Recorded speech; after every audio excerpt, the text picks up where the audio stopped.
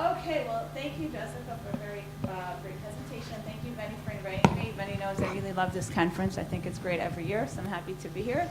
Let me start with a short summary of the paper. The paper examines the legal contracts. I'm sorry, I'm just having a hard time here. A legal contract of impact funds, which, as Jessica explained, are funds that have not only financial goals, but also social goals. And it examines the contracts both between the general partners, which are essentially the fund, and the limited partners, which are the investors. And what it contrasts, it looks at two types of contracts. It looks at the contracts, so these are the two types of contracts it looks at, and it focuses on contrasting the impact funds to the non-impact funds. That's one dimension in the paper. The other dimension is that within the impact funds, it splits the funds into two types. One, as Jessica said, are the what are called the market rate seeking funds. So these are the funds that are more oriented towards making a profit or a higher profit. And then there are the non-market rate, we'll call them NMRS, which are the non-MRS impact funds. So the ones that have a lower orientation towards maximizing profits. Okay, so these are the dimensions in the paper. The paper documents that in some ways impact funds are similar to regular funds, venture capital, private equity, and so on. So for example, both types of funds tend to tie compensation to financial performance and not to impact outcomes. So you may think that because these are impact funds, they would tie their compensation to social goals, but that's not the case. And they have a waterfall compensation structure, which is the structure that is also common in the private equity and venture capital industry. However, in some ways, impact funds contracts are different from those impact funds. For example, they are less involved in governing the PCs. They have fewer board seats, as Jessica mentions, and they are substantially less likely to have voting control. Now, I have to tell you, this slide took me a long time to do because there's so many results in this paper, so I'm not even sure that I did justice to the paper by, choosing these two, but I just wanted to give a taste of what's in the paper, okay? So I hope I did justice to the paper.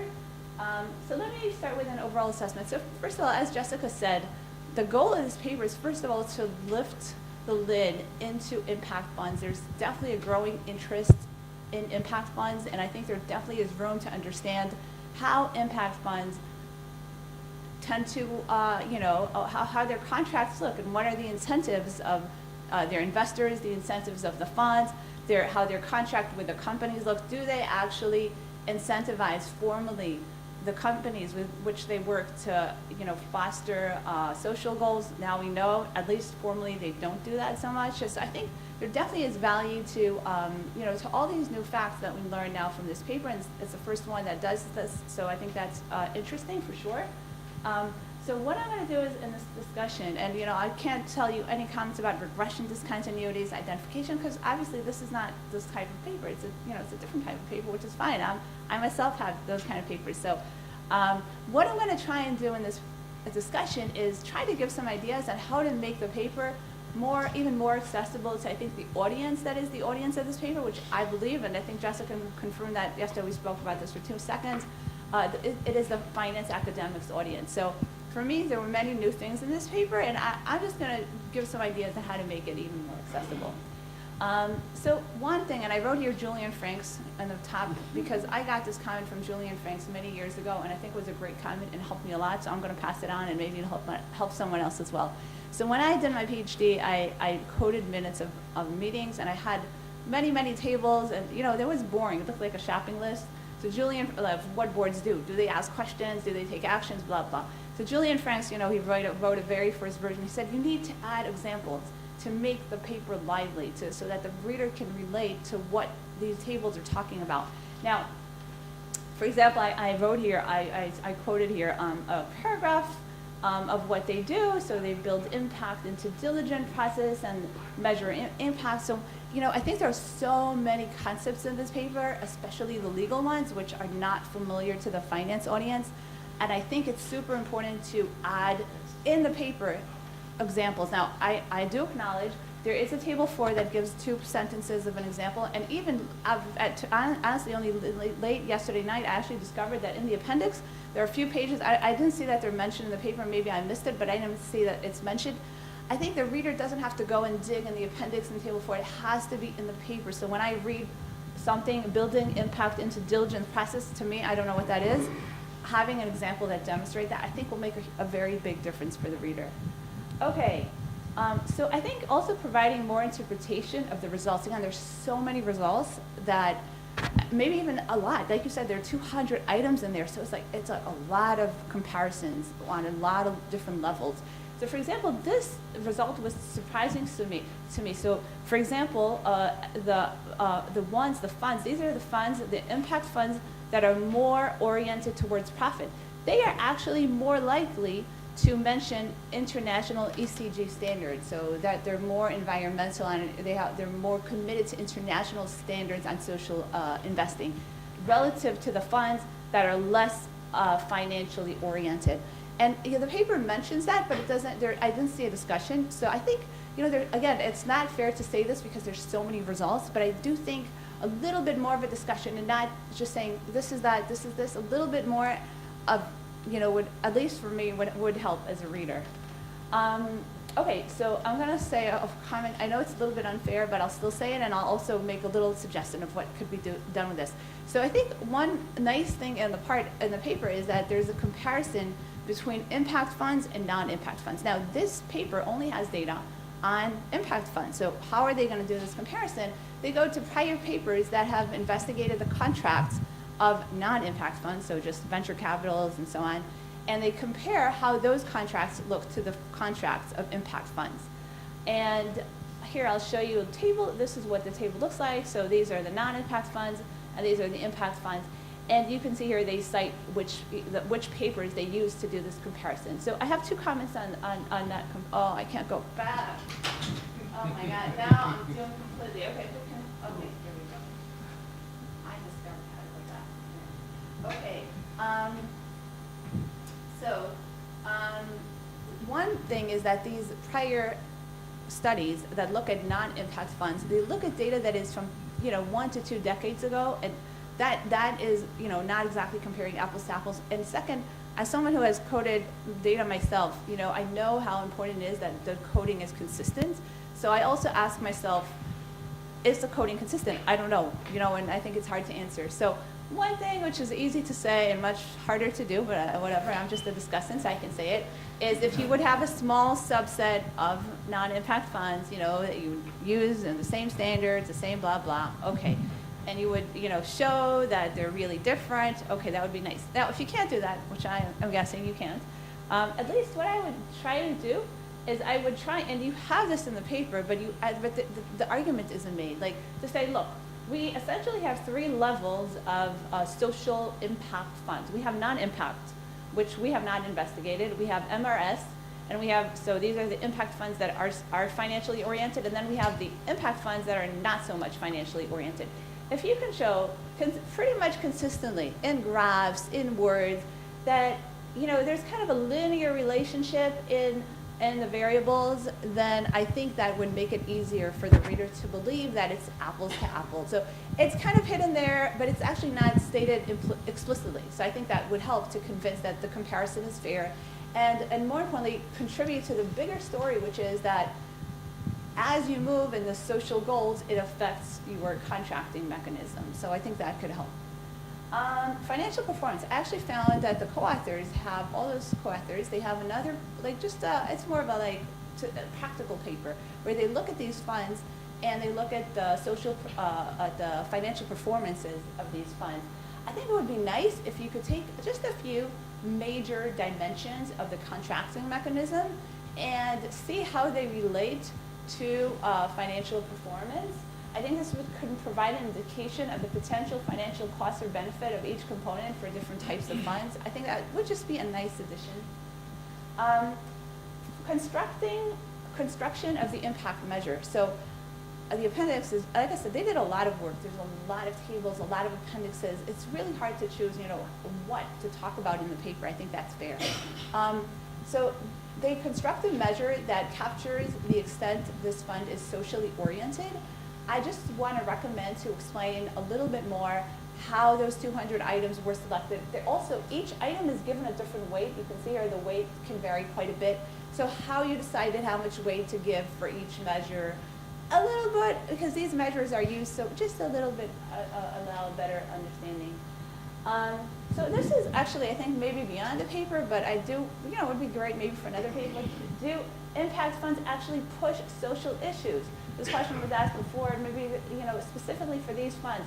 Are they more likely to vote in support of environmental issues at shareholders' meeting? Is there any evidence that in companies that are regular, let's say high-tech companies, okay, it's not a company in Africa where the women sew sweaters and they sell it in America, okay, like a regular company in America, a high-tech company, do these funds do anything to promote social goals? I don't know, maybe there is, maybe there isn't. So basically, what do they actually do? Do they do what they say? I have some minor comments, and that's it. Thank you so much. I enjoyed reading the paper. Thank you. Thank you.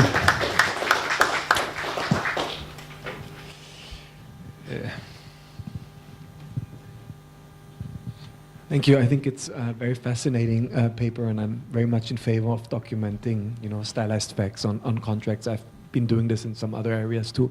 So one aspect that I think, if the data allows, it could be interesting, is to look at the dynamics of the contracts, because if I think about impact investing, a key issue is that the impact is very difficult to observe and verify. So therefore, and it's very difficult to think about, what to contract upon. But if you have repeated contracts and you learn on what kind of dimensions performance could be measured, you could see that contracts change over time to kind of reflect some learning on how to measure verifiability. I had one just super quick. Do you have any idea what the investment mandate is for the different funds between market rate and non-market rate in terms of whether they're allowed to do greenfield projects like brand new solar development plant in Egypt versus buying into existing assets? Like often those funds will specify, because it's super risky to do brand new development of some sort of renewable energy versus one that's been, now we're going to kind of be an infrastructure fund that still has an impact because we're buying into solar plants and taking out the original developers. And I wonder if there's a difference between how many of the non-market rate seeking funds do this raw development work, and then how many of the market seeking funds are really just kind of like infrastructure funds that are coming along after the fact. That might be explanatory. Okay, I have also a question on the way to Marco. It could be interesting to compare the contracts to the contracts of managers of philanthropic funds to see what kind of items from the contract of philanthropic funds do they adopt in this in those funds contracts. And the next thing, I don't understand too much, but I think that there might be difference in the investment goals or in the investment projects that non-market rate impact funds take, and those market pursuing rate funds take. So I think they take different projects from the list I know about those funds. Yes, I also thought this was super interesting. And I mean, what you observe is the outcome of a matching process and a negotiation. Can you say a little bit more about, from the portfolio company point of view, why they want money from these impact funds and don't get the money from somewhere else? Yeah, just two questions. One, you're talking about what are the incentives to focus on impact goals as opposed to financial incentives. And I was just wondering to one way that incentive could present itself is in this dynamic context. If you, when you re-up the fund, if there's the second fund, you're able to raise it and it's going to be a substantially bigger fund. like Mike Wansbeck has a nice paper that shows that the incentives that come from your existing fund fees are actually very small relative to the incentive that comes from the prospect of raising the next fund, which is, say, twice or triple times the size. So for the same fees, you're going to make a lot more money on that. So, and again, that could be a point at which the outside investors could assess whether you're paying attention to those other goals. But I think these things are so young, you don't have the subsequent fundraising, but at least in terms of how I think about incentives to focus on these other dimensions, it might show up in the fund flow, which may be the reason why these guys do this in the first place. Just a thought. So I give her a chance to answer. Yeah, thank you. We'll see. She has so many questions. I'll try to be really quick. Yeah, thanks for bringing up the follow-up. And actually, that was full circle. It tied into what Zacharias was saying. We looked into whether we had enough follow-on funds in our sample to examine that question. We didn't really, but we are, as we're continuing to collect data, and so hopefully, over time, we will start to have more examples of follow-on funds, and I think that will be really interesting to see how things change over time. Also, once you're a known entity, you might have different expectations, so we're hoping to do that. And I'll also mention, since Miriam mentioned, it would be interesting to look at contracts and financial performance. Thank you, that's going to be my next paper. That's sort of in the works. We had to decide to cut some things out of this paper. Okay, what else? What's the investment mandate, and tying into, are there differences in the impact goals of market rate seeking and non-market rate seeking funds? Like, are they just investing in different types of portfolio companies? I think that's, or different types of projects. I think that's absolutely part of it. We're kind of limited in what we can see on the portfolio companies, unfortunately. We try to document when we have the contracts, you know, what can we say about what industries they're in, what locations they're in. We wish we had more information on the portfolio companies, but it's thin. So it looks, from looking at the industries and locations, it looks like the investments of non-market rate seeking and market rate seeking are a little bit different. But I can't say all that much more beyond that. That also goes to like, from the portfolio company point of view, why do they want money from impact funds? I think that's a really interesting question. I don't know that with our data we can answer it, but hopefully as more data comes out in the space, we'll be able to look at these questions.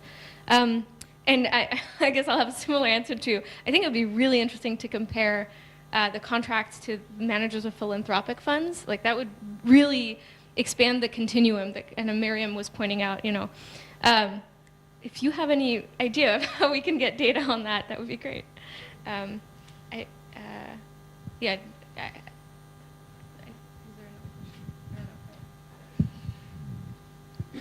a minor question. So, do you see also these key performance indicators in the contract? So, what are the actual measures they look for? So, particularly in this market rate seeking funds. Yeah. So, can you kind of get exactly, or are they all over the place, or you can say? Yeah, they're not all the same. Are you thinking performance indicators for the impact, or? Yeah, for the impact. Yeah. They're not that standardized. I mean, so they're standardized when you see, you know, ESG. And actually, to that, yeah. The reason we think there's more ESG on in the market rate seeking funds is it's a more sort of standardized, like, box checking way of